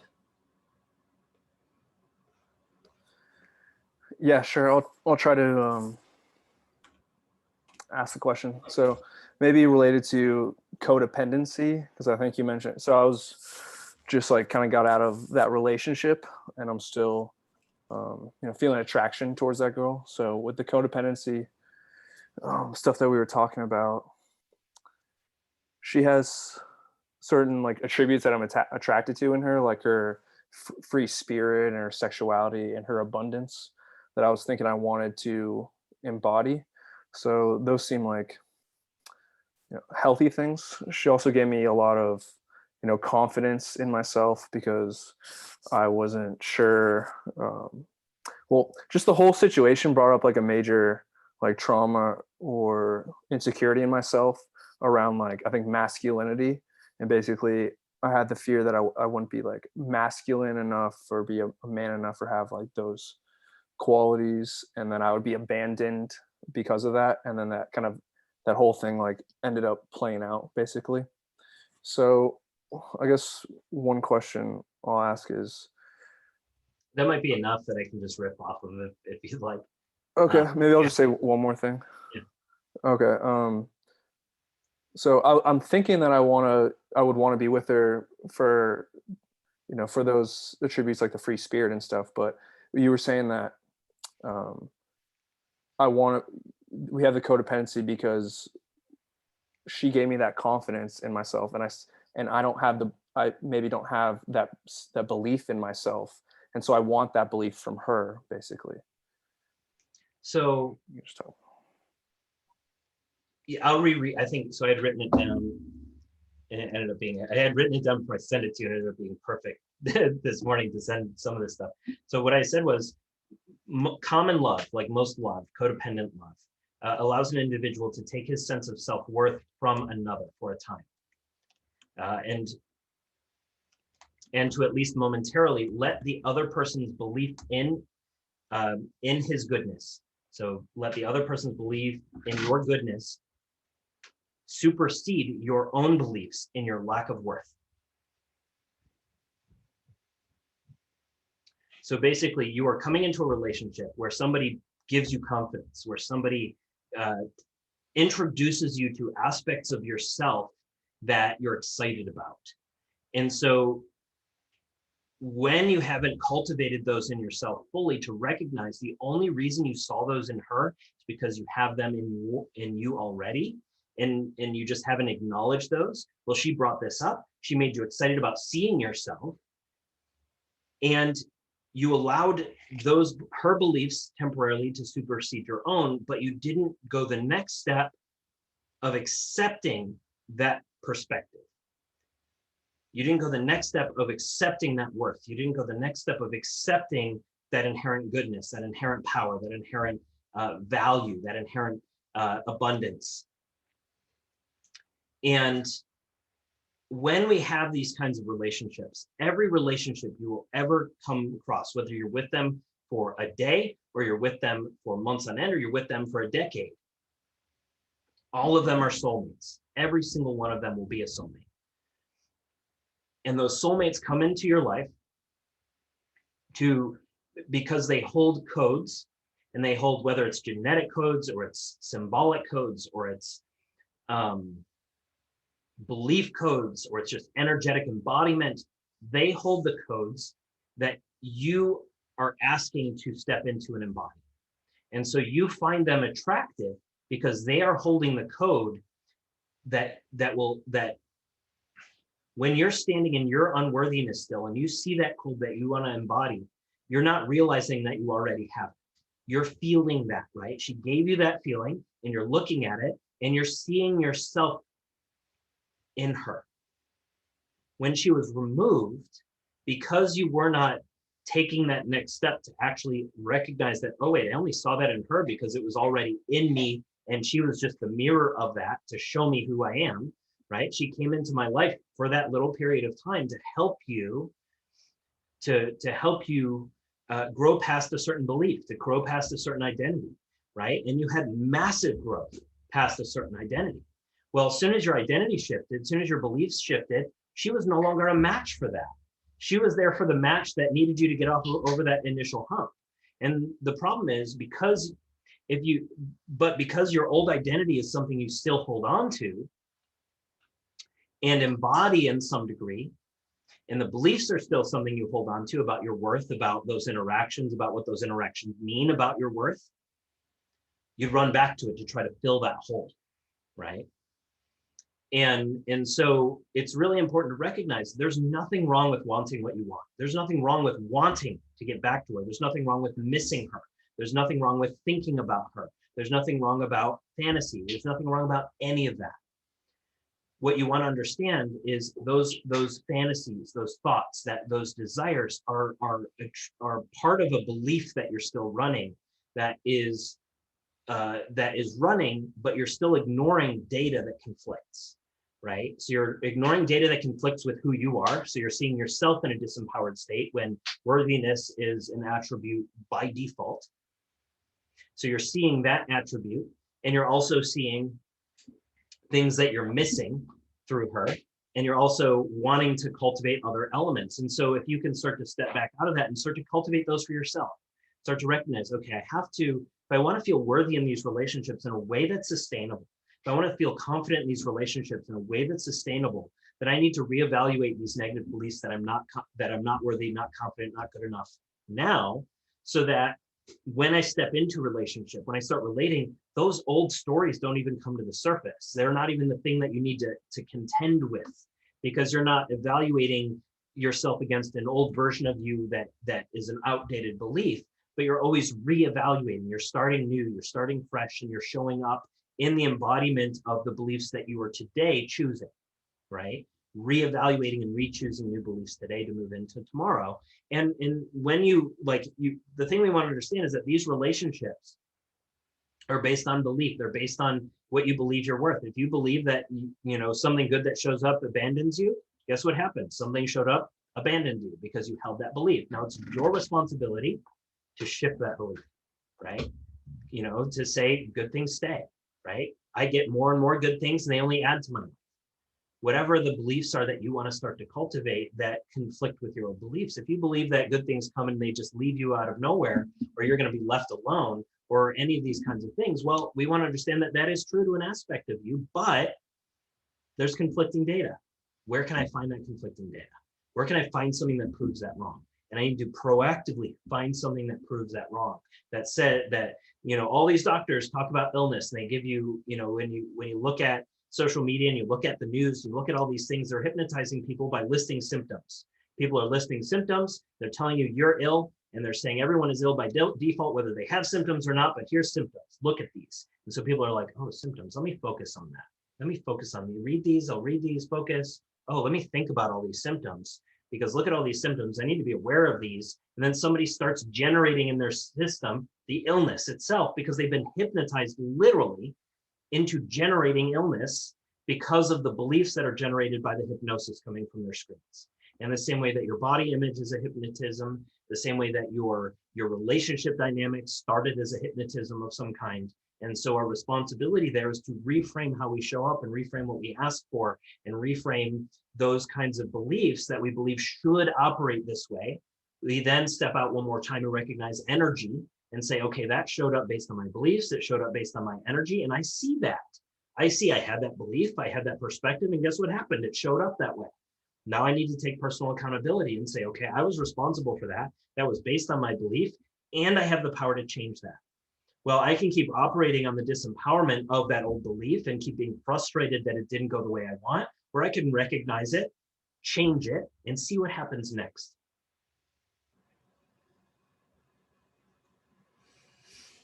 Codependency is a challenge, because when you are in a codependent relationship, it is based on your beliefs that you already held since childhood. It is based on your programming around what love is. And so to you consciously, you recognize, wait, consciously, I shouldn't want to chase somebody who isn't interested. If they told me they're not interested, why would I chase somebody who said they're not interested? But subconsciously and unconsciously, that feels like home to you.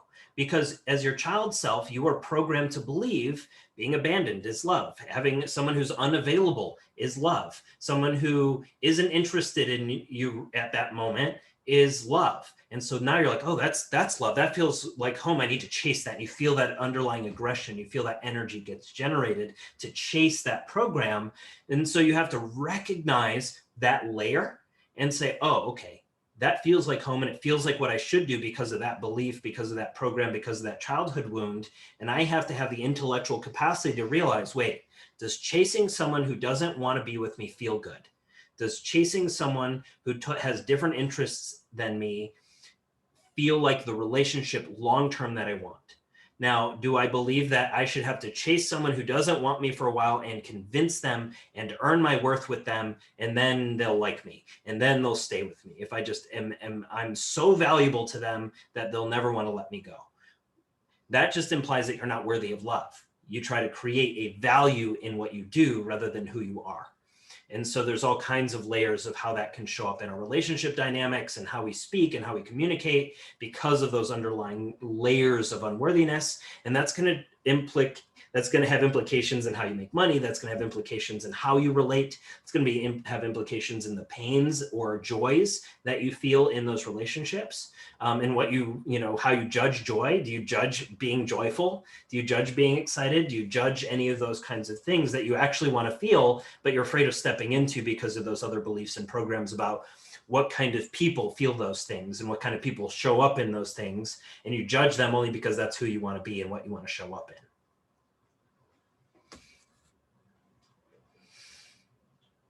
All right. Did you guys get a lot from today? Hopefully you got a lot. I think today's going to be kind of an intro.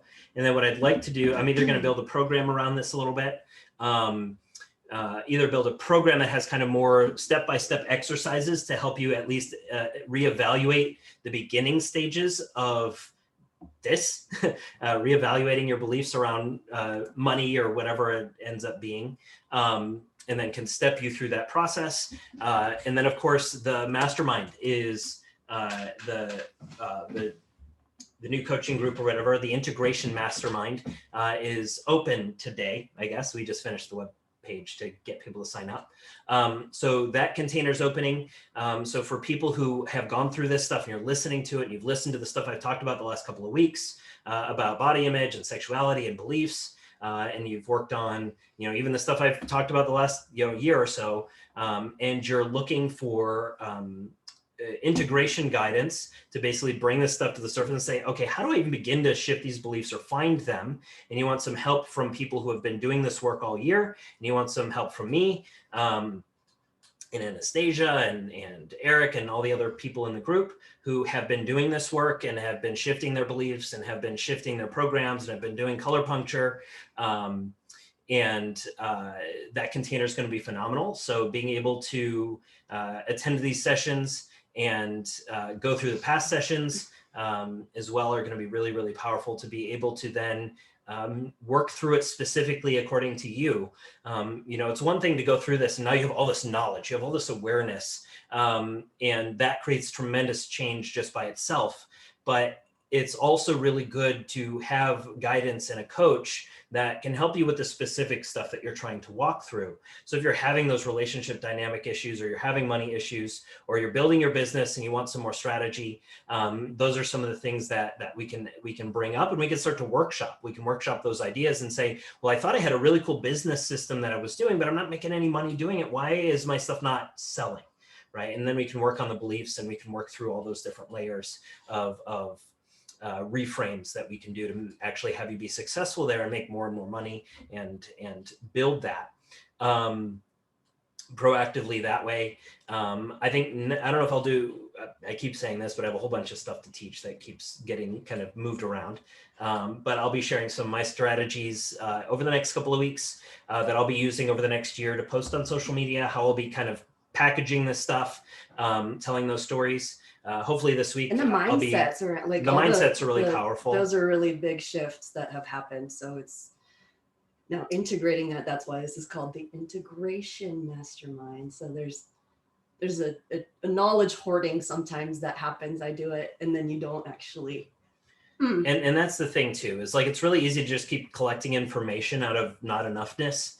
And what I want to help people do is take this information and take this these reframes and this wisdom and this shift, to actually apply it to your life, so that you're actually, if you have issues with illnesses or autoimmune or any of these kinds of things, that you can shift your beliefs and what it means, what illness means, and what health means, and what it can take to shift those things, and be able to show up more empowered, so that you can get out of your own way in the way that you can show up on social media. So I'll be teaching some of those strategies, how I plan to sell some of my stuff, how I plan to actually start to grow that account a little bit more, since I haven't spent a whole lot of energy doing that in the last couple of years. So I'll be showing you some of those strategies and what I'm putting together there, and how I plan to communicate, how I plan to kind of adjust my availability.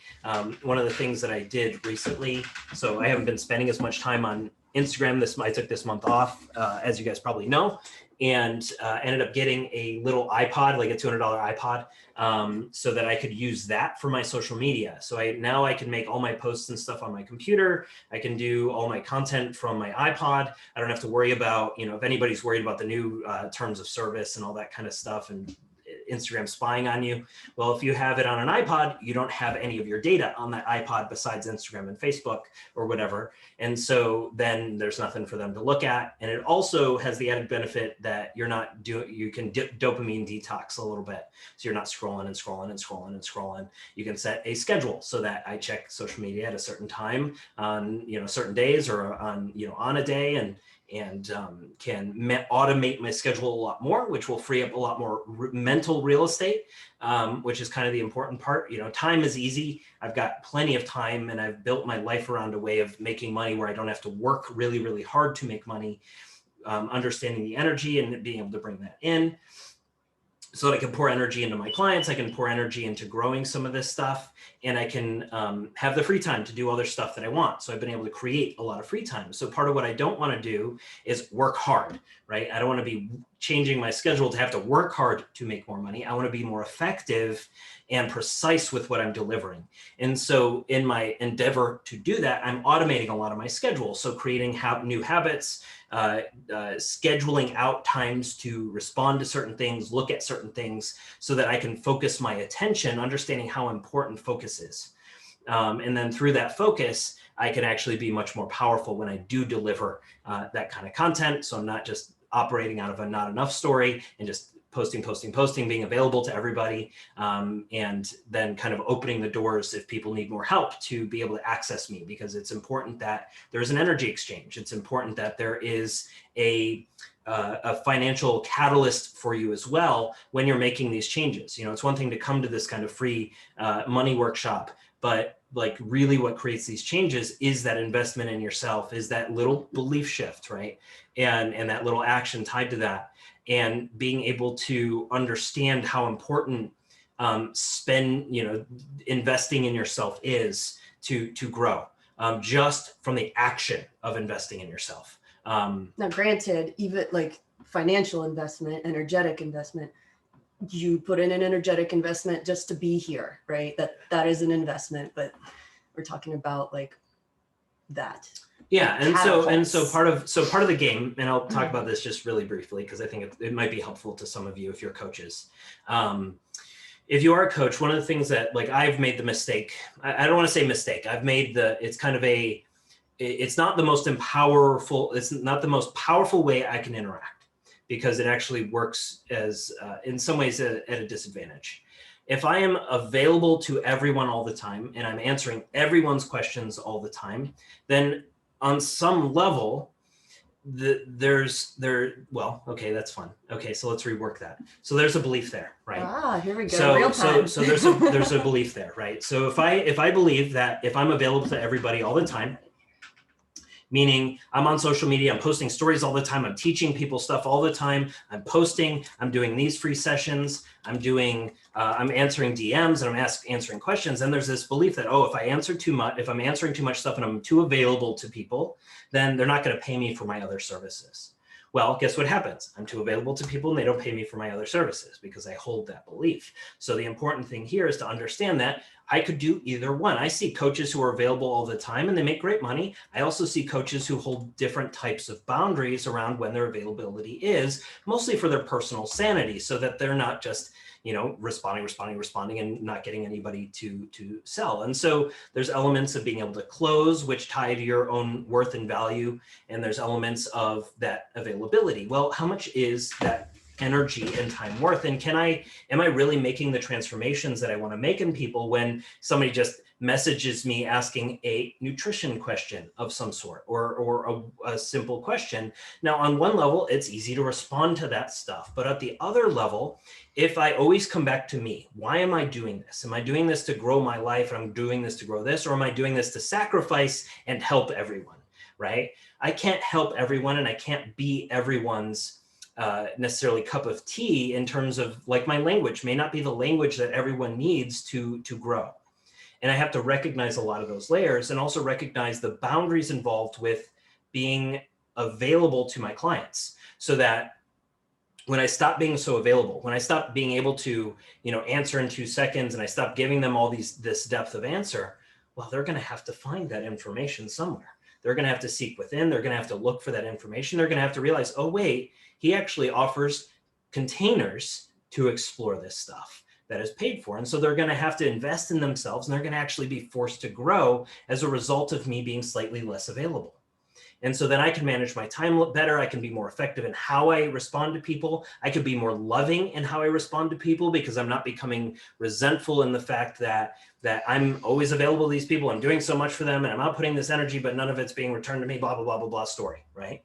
And so I want to understand those elements of story, so that when I'm interacting and when I'm building content, I am being purposeful to build my life with the branch that benefits everybody else, versus me benefiting everybody else and I get this little crumb, right? We want to understand how to flip that script a little bit, so that we're not always operating in that disempowerment. Because when I'm doing it for me, and I'm doing it out of passion, and I'm doing it through self-empowerment, and I'm not doing it out of self-sacrifice, then I can be more loving, I can be more powerful, and I can deliver much better information to the people who need it, without me feeling guilty for not responding to everybody. Because everybody who is getting free information, they may not be ready to invest yet. And so me interacting with that isn't helping either of us, because my answer isn't helping them level up and figure out for themselves their own truth. And it's not helping me grow, because I'm not getting the energy exchange that is needed to grow what I want to do, so I can reach the people that actually want to take that rocket ship and launch that way. So there's a lot of layers of, how do we communicate that stuff? How do we rebuild that schedule? How do we rebuild the beliefs about what it means about who we are as an individual to interact in one way versus another? And then that can change how you make money. That can change how you ask for the sale. That can change how you close the deal. That can change how much value you bring to them for free, and it benefit them towards signing up, knowing that the sign up is where the biggest transformation can come. And so you can redirect, you can be clearer, and you can be more honest. You can also, not need to hide from it. If they're not ready for it, then they're not ready for it. And that all works out organically. So I'm working through that stuff. I'll share more of that when I tell you some of my strategies that I'll be using to do it, because they're pretty cool. I think you guys will really, really like them. You'll see the cleverness, I think, in them.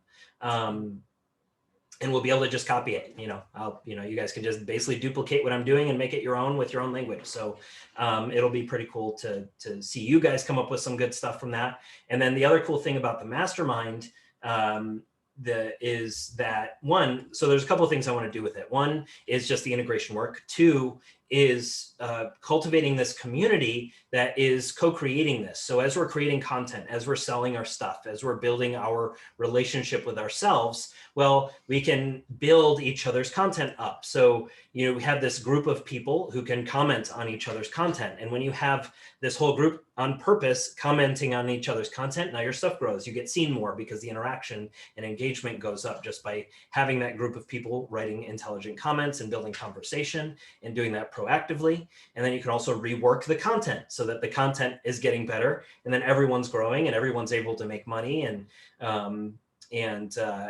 in addition to all the layers of other things that we can be integrating. So I would love to see you guys in there. It is $250 a month. So I think really, really affordable. So good. And would love to see you guys in there.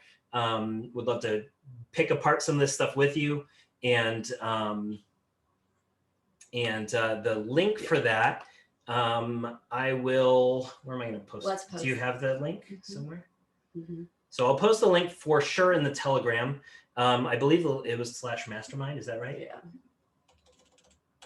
So it's minceflow.com/mastermind. It is not. It is not that.